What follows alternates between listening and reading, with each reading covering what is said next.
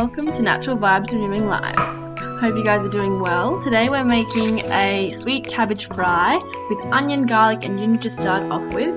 The ginger has been grated and frozen in water in a little silicone tray. That's what I do when our ginger gets a little bit old and I don't have any things to use it with. But you can use fresh ginger or ground ginger as well. I recently saw this guy who grabs a whole head of garlic and sticks his knife into one clove and pulls it out, and it pulls out only the clove.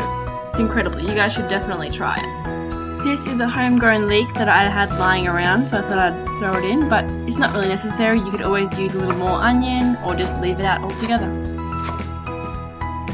And into your wok or frying pan it goes for about 5 to 10 minutes until your onion, garlic and ginger is opaque. Then sprinkle in your curry powder, cumin seeds and mustard seeds. Stir through for a minute or so until you can smell the beautiful curry powder aroma that really ignites your senses. These green beans give a lovely crunch and also absorb the flavours of the dish, which is really lovely. The cabbage here, I don't know if you guys have ever made a cabbage curry before, but the cabbage really takes on this beautiful sweet nature once it's been cooked. It softens and it really melts in your mouth. And it will take on the curry and the cumin, mustard seed, ginger, garlicky flavours. So cook this for about 10 minutes I'd say, and yeah, it'll be ready to eat. This is such a quick way to have dinner ready in like 15 minutes, but if you want something a little bit more, you could go ahead and make my rice pumpkin risotto, which I'll be making very shortly. But you could always serve this dish with just plain brown rice, white rice, any grain really, quinoa, anything that really takes your fancy. For this beautiful spiced pumpkin risotto, we're going to start off with getting our pumpkin ready. This risotto is made in the pressure cooker, so you don't have to stand there and mix it for ages and ages. You just chuck it in and then it cooks by itself. So it's only a 15-minute recipe, which is really great. Some people make, with their pumpkin skins, they make like chips out of them.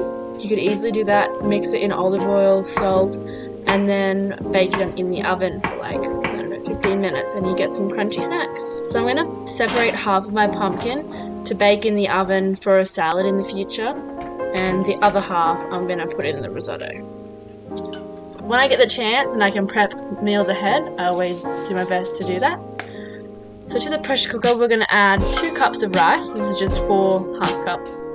And then just a sprinkle of sultanas. This gives a nice sweetness. I like that variation. Fennel seeds, about a teaspoon. Chili powder and then a stock cube. Almost a kilo of pumpkin. 1 can of coconut cream. We're also going to add in 200 grams of Italian passata, which is not quite tomato paste but not crushed tomatoes either. It's like in between. 2 cups of filtered water.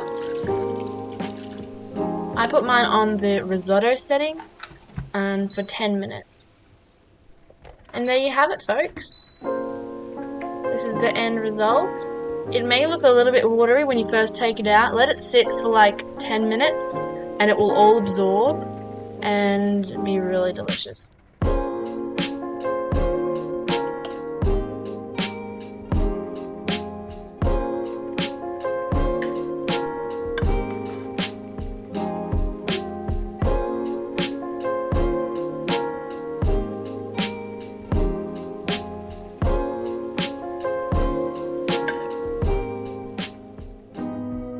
Hope you guys enjoy, and I'll see you on the next one. And don't forget to add some coriander to spice it up. Bye bye!